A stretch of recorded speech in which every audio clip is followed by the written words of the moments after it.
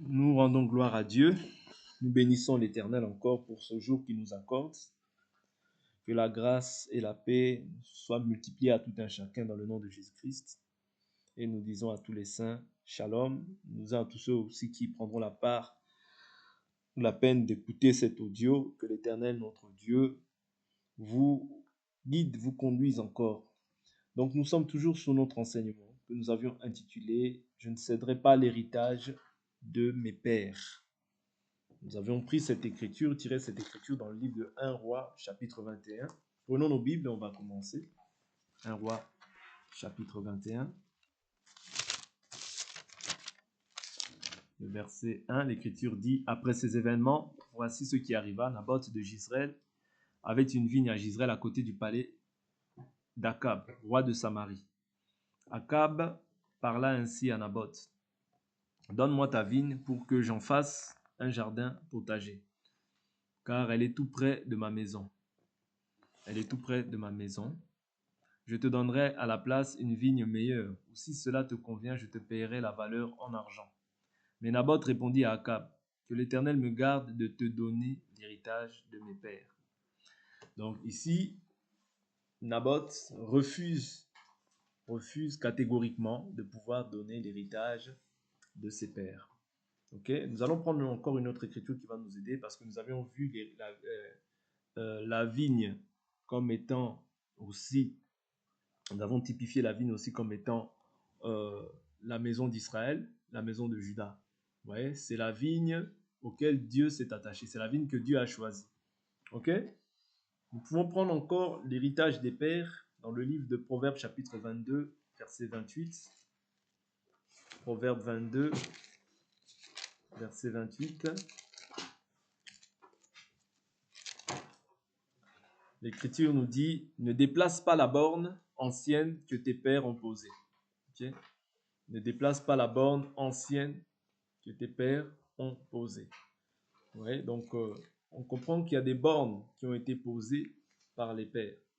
Quand on voit par exemple les patriarches, on parle d'Abraham, d'Isaac et de Jacob. Ce sont des pères aussi par rapport à la nation d'Israël. Et lorsqu'on parle de Dieu, vous voyez, en Israël, on parle du Dieu d'Abraham, d'Isaac et de Jacob. Dans l'Église aussi, vous voyez. C'est-à-dire qu'il y avait une fondation, un fondement qui avait été déjà posé. C'est-à-dire que lorsque même Israël, lorsqu'on voit même Élie, lorsqu'il vient rétablir le fondement, vous voyez, il le place par rapport c'est-à-dire il replace les 12 tribus parce que c'est par ces 12 tribus-là que la nation d'Israël a été formée. Vous voyez, parce que Jacob, c'est Israël. Parce que Dieu changea son nom de Jacob. En Israël, il a dit, tu ne t'appelleras plus Jacob, car tu as lutté avec Dieu et avec les hommes et tu as été trouvé vainqueur. Okay? Donc, c'est son nom, Dieu l'a transformé en Israël. Ok? Or, d'Israël viennent les 12. C'est-à-dire, les 12 là, c'est toute une fondation, c'est tout un fondement par lequel Israël se référait. C'est-à-dire, dès lors où on invoquait Dieu étant le Dieu d'Abraham, d'Isaac et de Jacob. Lorsqu'on voit maintenant le fondement que les pères ont posé, même lorsque Moïse vient, vous voyez, on parle du Dieu d'Abraham, d'Isaac et de Jacob. On voit la loi qui a été posée, vous voyez, et quel était ce qu'il devait garder. La Bible nous dit, sous la loi, l'Écriture dit, celui qui mettra cette loi en pratique vivra par elle. Mais sous la grâce, nous voyons la Bible dire que mon juste vivra par la foi. Mais la foi n'exclut pas certaines lois. C'est-à-dire, sous la foi, il y a aussi des lois que nous devons mettre en pratique pour notre salut. Vous voyez? Mais maintenant, nous ne sommes plus sous la loi de Moïse, mais nous sommes sous la loi de Christ. La loi de l'esprit de vie en Christ Jésus. Vous voyez? C'est ça le parallèle. Parce que Jésus dit, je ne suis pas venu pour abolir, mais je suis venu accomplir. Ça veut dire, Jésus, par son offrande, il est venu accomplir la loi. Est-ce qu'il annule la loi? Non, il confirme la loi. Mais nous savons très bien que la loi, nous devons en faire un usage légitime. Vous voyez? Parce que si tu pratiques toute la loi, nous savons ce qu'il en soit, ce qu'il en ce qu'il en ressort. C'est-à-dire que la loi n'est pas faite pour les justes, mais pour l'injuste. Vous voyez, pour les indisciplinés, les parjures, les homosexuels, les trafiquants d'esclaves, toutes ces choses-là. Parce qu'il y a des lois qui ne sont plus d'actualité. OK? Donc, ici, on voit en fait les bornes qu'ils ont posées, c'est-à-dire qu'ils ont placé aussi un enseignement. Des bornes à ne pas déplacer. Qu'aucune personne, aussi grand qu'il soit, aussi petit qu'il soit, ne peut déplacer. Non. C'est-à-dire quand on prétend espérer en Dieu, quand on prétend que nous sommes saints, quand on prétend que nous avons mis la main à la charrue, quand on prétend que nous sommes enfants de Dieu, nous ne pouvons premièrement pas céder l'héritage des pères et nous ne pouvons pas déplacer aussi les bornes que les pères ont posées. C'est très important. Oui. Et nous voyons en fait quand les apôtres viennent, parce que les apôtres aussi sont des pères, c'est-à-dire parce qu'ils posent une fondation. Jésus dit, je ne prie pas seulement pour vous, c'est-à-dire les 12, mais je prie pour tous ceux qui croiront en moi au travers de vous. C'est-à-dire que si aujourd'hui nous sommes en Christ, c'est à cause de la prière que Christ aussi a effectuée. C'est-à-dire que nous avons cru à l'évangile que les apôtres ont prêché. Vous comprenez? Parce qu'il n'y a pas un autre salut. Pour pouvoir bénéficier du salut, il faut croire au travers de ceux que Jésus a légués aux apôtres. Voilà pourquoi l'Écriture dit, celui qui vous écoute, m'écoute. Celui qui vous écoute, écoute celui qui m'a envoyé. C'est-à-dire que l'envoyé, lorsque tu l'écoutes, tu as la vie. C'est ainsi que Jésus dit, croyez en Dieu, croyez aussi en moi. C'est-à-dire le problème aujourd'hui que nous avons, c'est qu'on croit en Dieu, mais sans croire à celui que Dieu envoie. Or, celui que Dieu envoie, c'est celui qui détient, en fait, le message du salut. Vous voyez? C'est ça l'évangile. L'évangile, c'est-à-dire que Dieu place toujours une personne. Pourquoi? Pour pouvoir poser des bornes, des limites à chacun d'entre nous, pour que personne ne puisse aller au-delà de ce qui est écrit et que personne ne puisse retrancher. Pourquoi? Parce que si on retranche, tu retranches aussi ta part de l'arbre de vie. Si tu ajoutes aussi des plaies qui sont des plaies à ta vie. C'est pourquoi nous devons rester dans l'évangile. C'est très important. C'est ainsi qu'il dit, ne déplace pas les bornes. Tu ne peux pas déplacer une borne. Oui. Mais tu dois rester en fait dans la borne, dans les bornes qui ont été fixées, posées pour nos saluts. Voilà pourquoi l'Écriture dit, vous avez été édifiés sur le fondement des apôtres et des prophètes. Jésus-Christ lui-même étant la pierre angulaire. C'est très important toutes ces choses que nous sommes en train de rappeler. Pourquoi? Parce que nous sommes la maison de Dieu. Dieu habite en nous par son esprit. Si Dieu habite en nous par son esprit, c'est-à-dire que Dieu a les regards sur toi, sur toutes les actions que tu poses, et tu rendras compte de la manière dont tu as vécu étant dans cette chair. Ça, c'est Romain qui nous parle de ça. Car chacun rendra compte de la manière dont il a vécu dans ce corps. Ce corps-là que tu chéris ne t'appartient pas. Il appartient maintenant à Dieu. Quand tu as donné ta vie à Jésus, il faut que tu saches que tu deviens maintenant esclave de Jésus. C'est ça qu'on ne comprend pas souvent. C'est-à-dire, Jésus, mais est-ce que tu es esclave de Jésus? Parce qu'un esclave, on le reconnaît. Un esclave ne vit plus selon lui, mais il vit selon la volonté du maître. Vous comprenez? Un esclave dépend.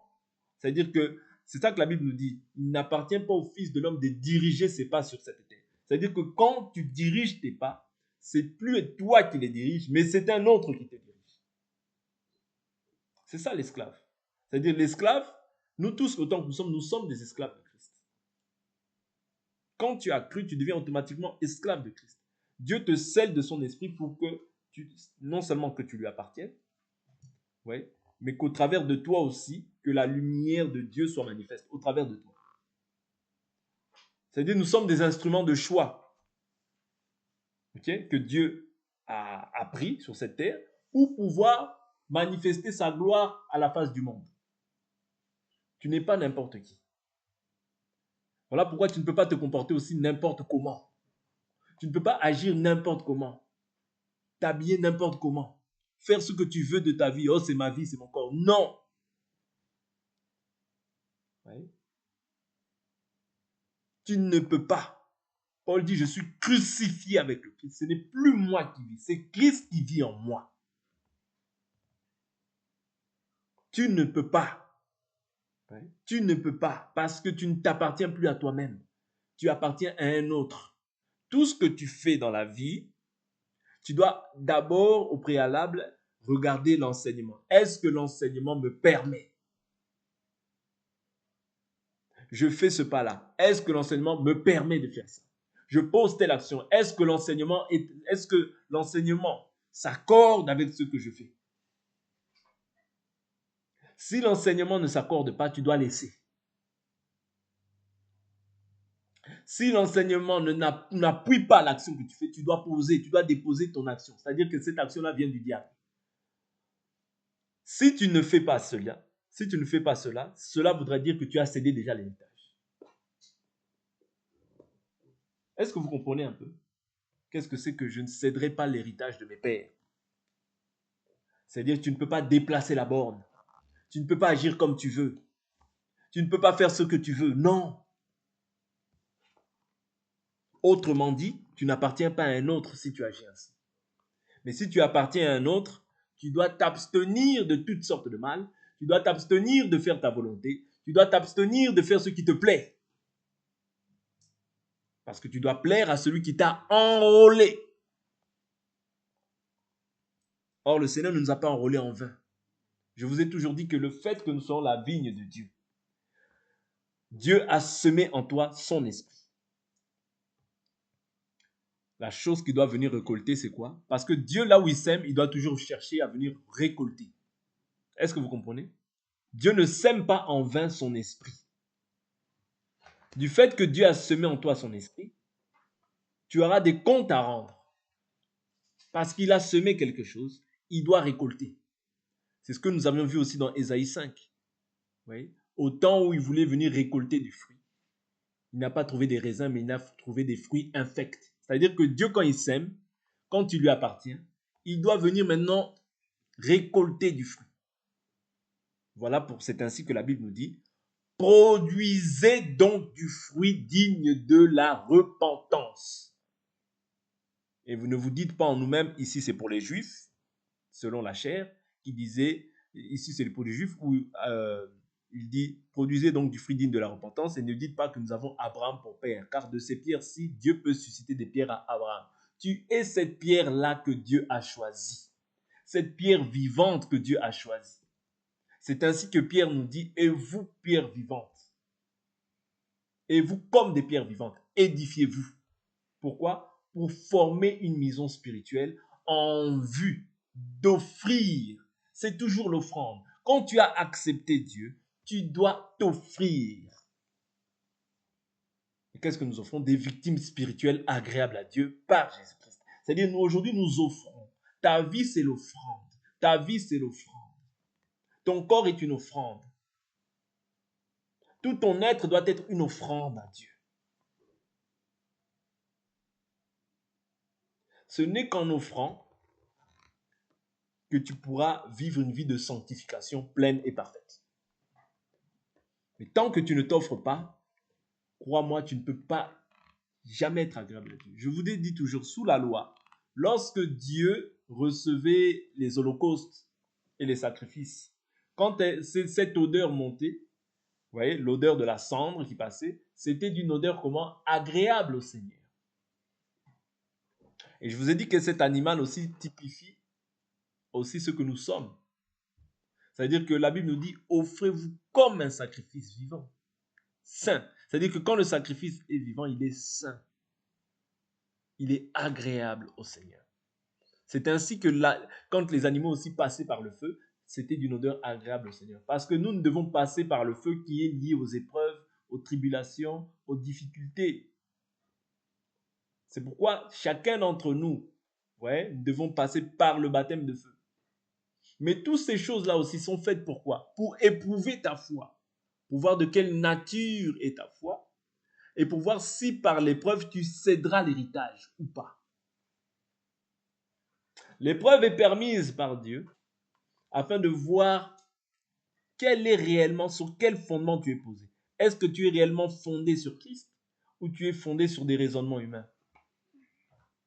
L'enseignement aussi, vous voyez, quand on pose l'enseignement, Dieu veut aussi nous éprouver par l'enseignement. Est-ce que tu vas réellement mettre en pratique cette parole ou est-ce que tu vas toujours être à même de justifier les actions que tu fais?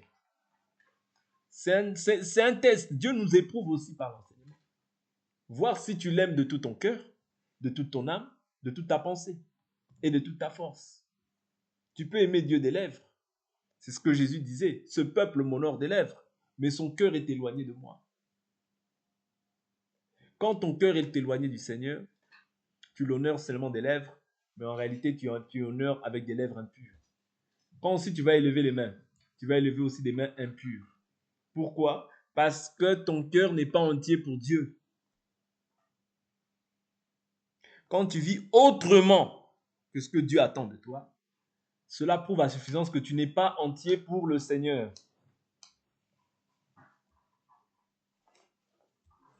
Comprenez? Pour être entier pour Dieu, il faut s'offrir. Il n'y a pas de demi-mesure. Ça n'existe pas dans la foi que nous confessons. Oui, mais, non. La Bible nous dit que tout homme soit reconnu menteur, Dieu seul soit reconnu comme étant vrai. Nous pouvons prendre aussi même cette vigne-là comme étant aussi la vie du croyant. Parce que Jésus dit quoi? Mes paroles sont esprit et vie. Les paroles de Christ sont esprit et vie. Ça veut dire que nous croyons aussi que cette parole qui est spirituelle doit produire quelque chose dans la vie de tout un chacun. Tu ne peux pas écouter cette parole et rester le même. Non.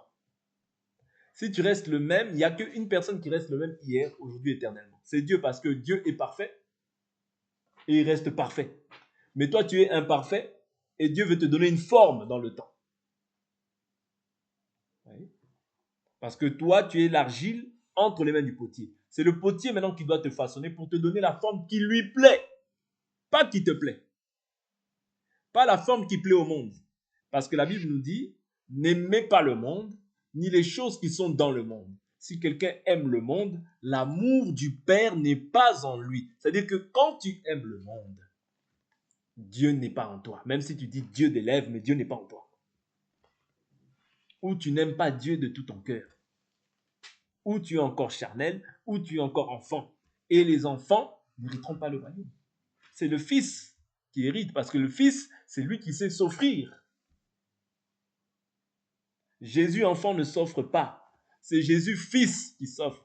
C'est-à-dire le fils, c'est celui qui a atteint la maturité, qui sait que maintenant, ma vie ne me sert de rien. Vanité des vanités, tout est vanité et poursuite du vent.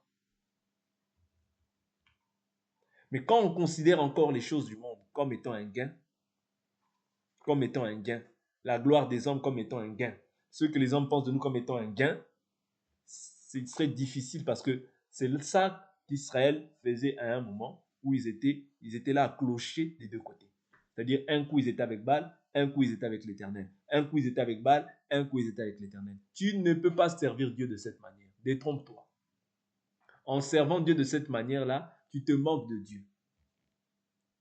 Parce que tu connais la volonté de Dieu, mais tu t'endurcis dans ton cœur. Tu t'entêtes à vouloir faire ce que toi tu veux. Et ça, ce n'est pas Dieu. La Bible nous dit, Dieu résiste aux orgueilleux, mais il donne sa grâce aux humbles. Je vous ai toujours dit que l'humble, c'est qui? L'humble, c'est celui qui sait s'humilier devant la parole. L'orgueilleux, ce n'est pas forcément celui qui hoche la tête ou bien qui hausse les épaules. Non, l'orgueilleux, c'est celui qui sait que je suis menteur, Dieu seul est vrai. Du moins l'humble. Mais l'orgueilleux, c'est celui qui va toujours s'opposer à la parole. Selon 1 Timothée chapitre 6. Je prends une écriture parce que j'ai beaucoup parlé. Je prends une écriture. 1 Timothée chapitre 6. 1 Timothée chapitre 6. L'écriture nous dit quoi? Dans 1 Timothée 6, l'écriture nous dit, verset 3, si quelqu'un enseigne autrement et ne marche pas selon les saines paroles de notre Seigneur Jésus-Christ et selon la doctrine conforme à la piété, il est enflé d'orgueil. Ouais. C'est même pas, il a de l'orgueil, hein. Il est enflé d'orgueil. C'est-à-dire rempli d'orgueil. Il ne sait rien. Vous voyez, les gens qui pensent connaître tout, mais ils ne savent rien en réalité. Pourquoi? Parce que déjà, tu es enflé d'orgueil. Il a la maladie des discussions et des disputes de mots. De là naissent l'envie, la discorde, les calomnies, les mauvais soupçons. Les contestations interminables d'hommes à l'esprit corrompu, privés de la vérité et qui considèrent la piété comme une source de gain. Vous comprenez? C'est très important ce que nous sommes en train de partager. C'est vraiment le B à bas, la base de l'évangile. Ne pas céder l'héritage que tes pères ont donné. Cette parole, comme je vous le dis, je vous répète, elle est esprit et vie. Elle n'est pas seulement spirituelle. C'est-à-dire répéter les versets. Non. Vous voyez? Répéter les versets. Je connais ci, je connais ça, je connais ci. C'est bien. Vous voyez? Mais va. Vous voyez? Vends tout ce que tu possèdes et tu auras un grand trésor. Tout ce que tu possèdes, c'est toute la gloire que tu as, tout l'orgueil que tu as, toutes ces choses-là. Va, vends-les d'abord. Va, vends-les. Et viens, tu auras un grand trésor dans le royaume. C'est ainsi que beaucoup après partent très tristes parce que ils se sont fait une gloire de pas mal de choses, mais ils ne sont pas fait une gloire de ce qui est important, de ce qui est la parole, de ce qui est le fondement. C'est ça notre vraie richesse à nous. C'est ça notre héritage. Ouais. C'est en Christ que résident toutes les richesses. C'est en Christ qu'il y a la véritable gloire. Ouais. Mais tu ne peux pas aimer Dieu des lèvres et avoir un cœur éloigné. C'est deux choses qui sont diamétralement opposées. Je vous assure. Quand on aime Dieu, on l'aime de tout son cœur. Peu importe l'adversité, peu importe ce qui se dit, peu importe ce qui se trame contre ma vie, peu importe, je continuerai à fixer mes regards sur Christ. Je continuerai à pouvoir lui plaire à lui. Parce que l'homme, demain, il partira. L'homme même qui peut demain t'acclamer, demain, il peut partir. La femme même qui peut demain, elle peut partir. Mais Dieu n'abandonnera pas ton âme, même dans le séjour des morts. Dieu n'abandonnera pas ton âme. Oui. Parce que ce qui a de l'importance, ce qui a de valeur dans la vie d'un enfant de Dieu, ce n'est pas ce qu'on vit aujourd'hui. Ce qu'on vit aujourd'hui, c'est un reflet, c'est un passage, c'est éphémère. Aujourd'hui, tu es bien, demain, tu deviens, ta forme change. Ce n'est pas ça qui est important. Ce qui est important, c'est l'état de ton âme. Ce qui est important, c'est la vie éternelle. Ce qui est important, c'est la vie à venir. Mais aujourd'hui, on nous prêche beaucoup plus les choses de la terre, de la terre, de la terre, afin que les cœurs des hommes s'attachent aux choses de la terre. Non. N'oublie pas qu'il y a un héritage. N'oublie pas que Dieu t'a scellé de son esprit pour qu'il puisse venir récolter du fruit. Mais s'il y a des fruits infects, crois-moi, tu ne seras pas enlevé. Tu ne partiras pas avec Dieu. Parce qu'on ne se moque pas de Dieu. Ce qu'un homme aura semé, il le moissonnera. Okay? Quand tu sèmes, dans tous les domaines de ta vie, quand tu sèmes, tu récoltes. Tout ce qu'on sème, quand tu sèmes de ton temps, même là tu entends la parole, c'est une semence que tu reçois. C'est une semence. C'est de la même manière que quand Dieu sème son esprit en nous, c'est une semence qu'il a mis en nous pour venir récolter. Ne croyez pas que Dieu n'attend rien. Non. La nature même nous enseigne dans ces choses-là. Alors à combien plus forte raison Dieu? Puisque c'est Dieu qui est le créateur même de la nature. Quand tu sèmes, tu dois récolter. C'est-à-dire que Dieu sème en toi son esprit pour venir récolter du fruit. Pour venir récolter du fruit. Digne de la repentance, pour qu'on ne voie plus ta personne, mais qu'on voie Christ en toi. On puisse dire, oui, celui-là, c'est un chrétien. Oui, celle-ci, c'est une chrétienne. Parce que nous sommes l'image de Dieu. Nous représentons Dieu à la face de la terre. Nous avons une charge énorme, nous les enfants de Dieu. Nous avons une charge énorme de ne pas faire comme tout le monde. La Bible dit, au milieu des païens, ayez une bonne attitude, afin que là où ils vous calomnient, qu'ils voient vos œuvres bonnes et glorifient Dieu au jour de sa visite. Est-ce que vous comprenez? Qu'ils glorifient Dieu au jour de sa visite. C'est-à-dire que, comment est-ce qu'ils vont voir Dieu? Ils le voient au travers de toi. Et si toi, tu fais comme tout le monde, mais tu crois que Dieu va laisser ça impuni?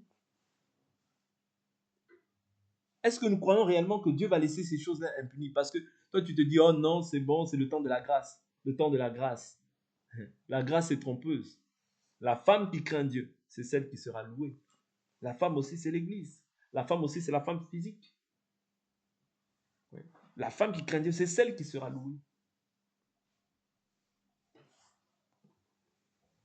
Même Jésus, dans le livre d'Apocalypse, il dit ce que j'ai contre toi, ce que j'ai contre toi, ce que j'ai contre toi. Il dit tu laisses la femme Jézabel enseigner et séduire mes serviteurs. Parce que Jézabel était spécialiste en tout ce qui concerne mascara et autres. Elle était spécialiste en ça. C'est la séduction, ces choses-là. Ça n'a rien à voir avec Dieu.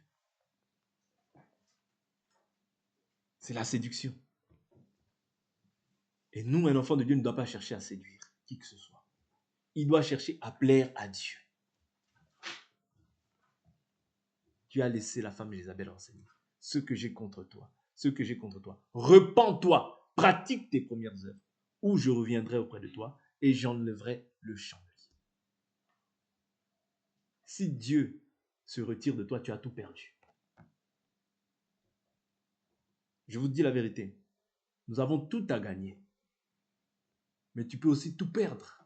Lorsque tu vis, lorsque tu t'endurcis, tu t'endurcis dans tes voies et que tu ne veux plus être, c'est-à-dire tu ne veux plus être sensible même aux choses de Dieu. Nous avons tout à perdre. Tu as choisi, je vous dis toujours que nous avons choisi la bonne part, celle qui ne nous sera jamais enlevée. Oui. Celle qui ne sera jamais enlevée, mais à condition de persévérer, à condition de demeurer ferme. La loi de l'Éternel n'est pas pénible, mais c'est quand on veut la ramener en fait à notre sauce que ça devient pénible. Mais la loi de l'Éternel n'est pas pénible. Oui. C'est pas pénible. Oui. C'est pas pénible. Ce que Dieu nous demande, c'est simple. Mais acceptons l'évangile dans sa simplicité. Acceptons de nous conformer à la volonté de Dieu. Arrêtons de résister. Parce que quand tu résistes, Dieu aussi te résiste. Tu demandes quelque chose, Dieu te résiste. Pourquoi tu demandes quelque chose à quelqu'un que toi, tu ne veux pas obéir? On est devenu opportuniste avec Dieu. J'aime Dieu, mais ça non. J'aime Dieu, mais ça non. Non. Ou tu aimes Dieu, ou tu n'aimes pas Dieu. Ou tu es avec moi, ou tu es contre moi. Ou tu assembles avec moi, ou tu disperses.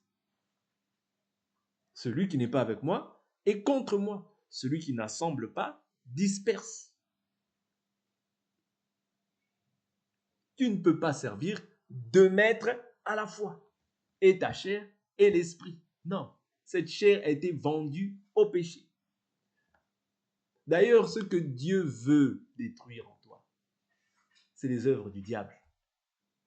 Le Fils de Dieu est apparu afin de détruire les œuvres du diable. Je vous dis toujours que les œuvres du diable résident où? Dans la chair.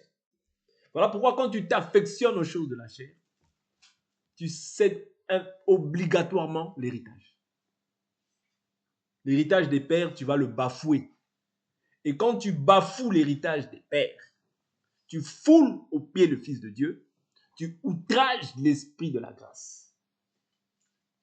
Tu foules au pied le Fils de Dieu. Oui. Et tu tomberas entre les mains du Seigneur. Parce que Dieu aujourd'hui nous prévient dans la patience, dans la douceur. Dans la douceur, Dieu nous exhorte, Pourquoi? Pour que nous puissions réformer nos voies. Parce que Dieu est riche en bonté, lent à la colère. Mais il y a un temps aussi où Dieu expose. Pourquoi il expose? Pas pour te détruire, mais pour que tu parviennes à la repentance. Parce que la Bible nous dit, puisque celui qui nous a appelés est saint, demeurez aussi saint dans toutes vos conduites. Toute ma conduite doit être sainte. Je dois être saint d'esprit, d'âme et de corps. Parce que si ces choses-là ne sont pas réunies, il y a un défaut. Oui, il y a un défaut. Il y a un défaut. Ces choses-là doivent être réunies pour que Dieu soit pleinement glorifié sur cette terre. Quand je parle de la terre, ici, je parle de l'individu. Parce qu'en réalité, nous sommes de terre dans laquelle Dieu sème son esprit pour récolter du fruit. Okay. Nous devons être le blé, non pas l'ivraie. Oui. Nous devons être le blé. Parce que c'est le blé, quand Dieu voit le blé à la surface de la terre, il prend plaisir à cette terre-là. Mais l'ivraie, c'est un intrus qui est venu l'introduire. Si nous sommes de Dieu, si nous sommes fils d'Abraham, faites les œuvres d'Abraham. Marchez par la foi. Si nous sommes enfants de Dieu, marchons comme lui a marché étant sur la terre. Marchons comme les apôtres ont marché, selon la doctrine qu'ils ont posée. C'est ça qui va prouver à suffisance que je suis enfant de Dieu. Quand tu marches comme tu veux, tu cèdes l'héritage. C'est simple. Ne vous tracassez pas plus que ça. C'est simple. Oui. Tu ne peux pas servir Dieu et autre chose à la fois. Ça n'existe pas. Ici, je vous ramène simplement à comprendre que tu ne peux pas servir Dieu et autre chose. Non. Dieu ne partage pas sa gloire avec quelqu'un d'autre. Ni avec les hommes, ni avec les statues. Quand il y a des statues, la chose que Dieu doit faire pour être glorifié dans cette terre, dans ce corps, c'est d'abord que les statues tombent. On ne peut pas servir Dieu avec des statues. Parce que je vous ai toujours dit au jour d'aujourd'hui, les statues ne sont plus physiques. Chacun d'entre nous connaît que bon, se prosterner devant une statue, c'est mauvais. Aller adorer Marie, c'est mauvais. Aller faire telle ou telle chose, c'est mauvais. Mais aujourd'hui, les statues sont dans les cœurs. Les idoles sont dans les cœurs. Et pour être agréable au Seigneur, il faut que toutes d'abord ces idoles tombent. Quand il n'y aura plus d'idoles, c'est là où Dieu va vraiment se glorifier dans ce corps. Mais tant qu'il y a des idoles, il y a quelque chose qui est en rivalité avec Dieu. Oui. C'est comme s'il y a un autre homme qui vient diriger cette maison. Ça ne peut pas marcher. Oui. Ça ne peut pas marcher. Pourquoi? Parce qu'il y a un concurrent, une personne qui vient me concurrencer. Non, ça ne peut pas marcher. Vous comprenez? C'est-à-dire que la nature nous enseigne. Oui. Il ne peut pas y avoir deux maîtres dans une même barque. Ça n'existe pas.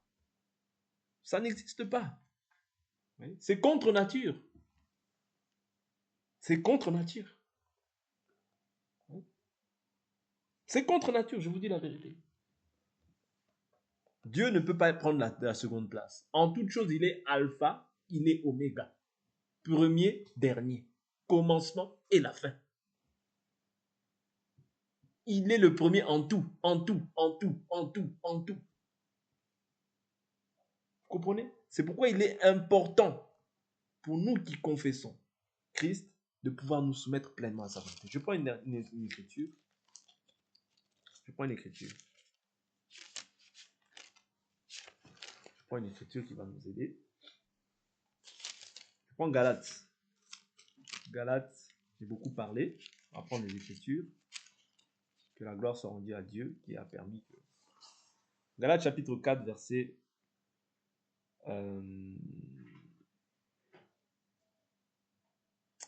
Je prends verset 22.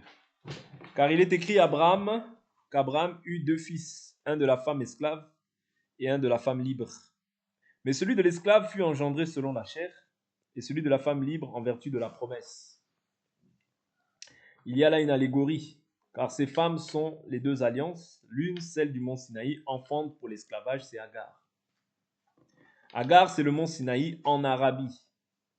Et elle correspond à la Jérusalem actuelle, car elle est dans l'esclavage avec ses enfants. Vous voyez, les Arabes, Jérusalem, au jour d'aujourd'hui, sont dans l'esclavage. Vous voyez, le peuple arabe, toutes ces choses-là. Vous voyez, c'est Agar. Ok? Elle correspond à ceux qui sont dans l'esclavage. Ok? Et les Juifs aujourd'hui, les Arabes aujourd'hui, okay, ne sont pas, c'est-à-dire quand je parle des Arabes, je ne parle pas des... Parce que Dieu aujourd'hui a fixé son regard sur les nations, hein, okay, sur les nations. Mais du moins ceux qui n'ont pas embrassé la foi, prenons ça comme ça, ce sera plus simple. Tout cela en fait sont sous l'esclavage. Il dit Agar, c'est le mont Sinaï en Arabie, elle correspond à la Jérusalem actuelle car elle est dans l'esclavage avec ses enfants. Mais la Jérusalem d'en haut est libre. C'est elle qui est notre mère. En effet, il est écrit, réjouis-toi stérile, toi qui n'enfantes pas, éclate de joie et pousse des cris, toi qui n'as pas éprouvé les douleurs, car les enfants de la délaissée seront plus nombreux que ceux de la femme qui a son mari. C'est normal que ceux qui n'ont pas Jésus soient plus nombreux. Hein.